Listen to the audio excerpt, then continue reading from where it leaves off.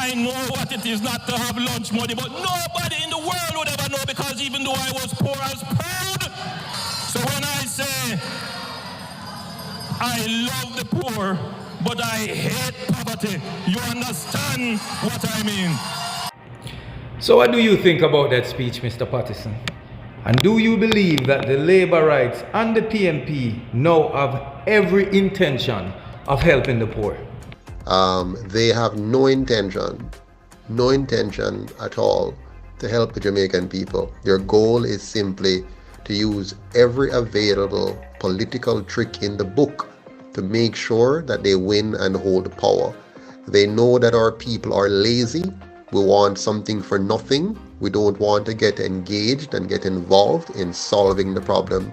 We want to wish for it to go away. And so they just give us the dream. They give us the word. So whatever they can take and find. So if the UIC can articulate a vision, they will simply capture that vision, repackage it to the best of their ability, and sell that vision while having no intentions whatsoever, none whatsoever, to ensure that we have the kind of country that the UIC is talking about.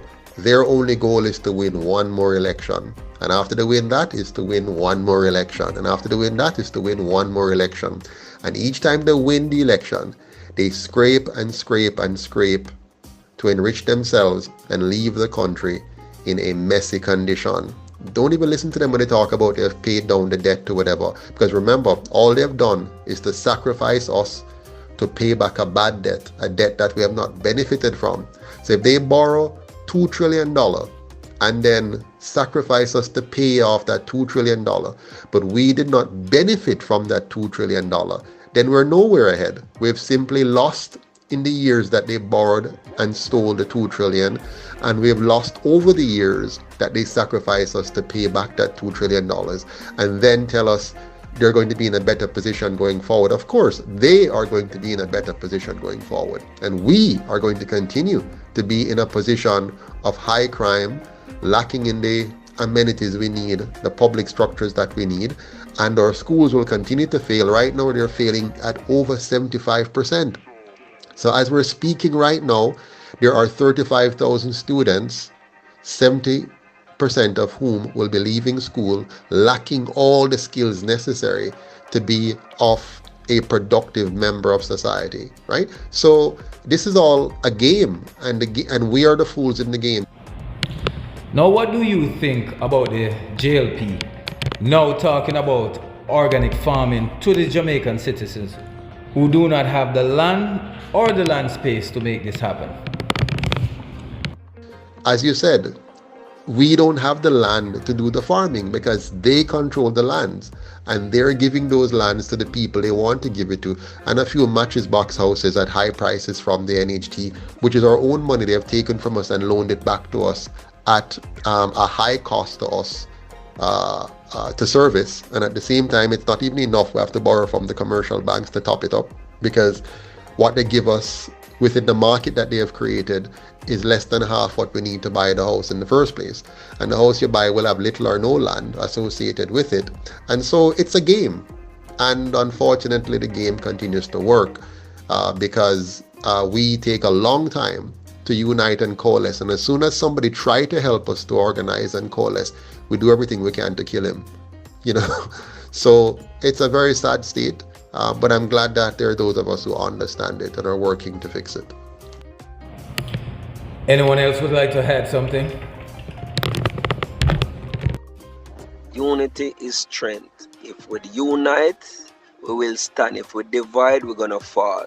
The reason why Jamaica constantly not progressing is all because we're not joining force together.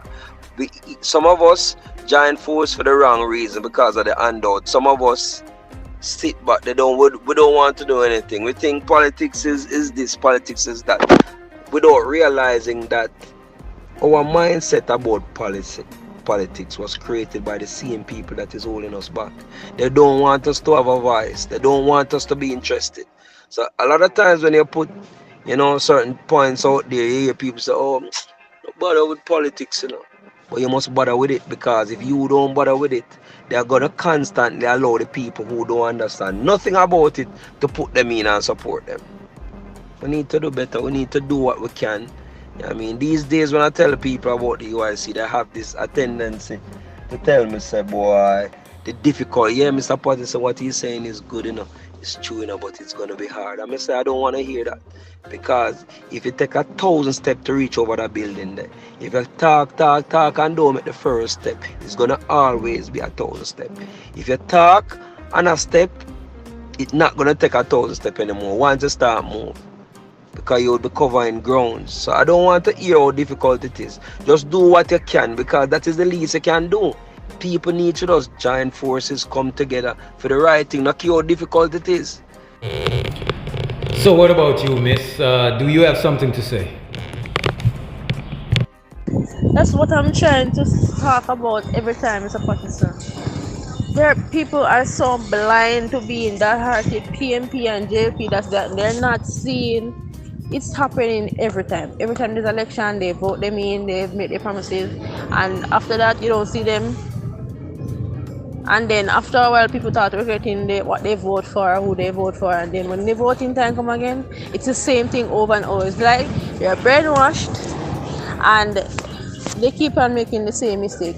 I'm like, come on, let's put in somebody that's new and see what they can do. If they don't do what they're supposed to do, then vote in somebody else. You can't have the same person over and over.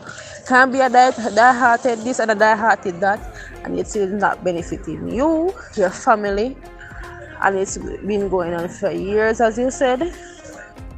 To be honest, Mr. Patterson, you're the first person that's getting my vote since I've been 18. Since I've been legalized and got my ID, I wasn't interested in voting for either JLP or PNP because I haven't been seeing any changes at all. It's the same thing over and over for the past couple of years since I've grown and have sense to know about the political era of my country.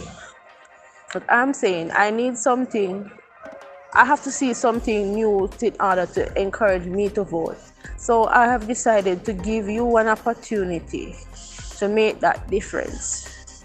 I am giving you my vote to make that difference, not because you're someone new, because I know and I have the ability and the feeling that you can do better than the previous councillors that have been there. So, Mr. Patterson, you have my vote, you have my backing, you have my support all the way. One Jamaica TV.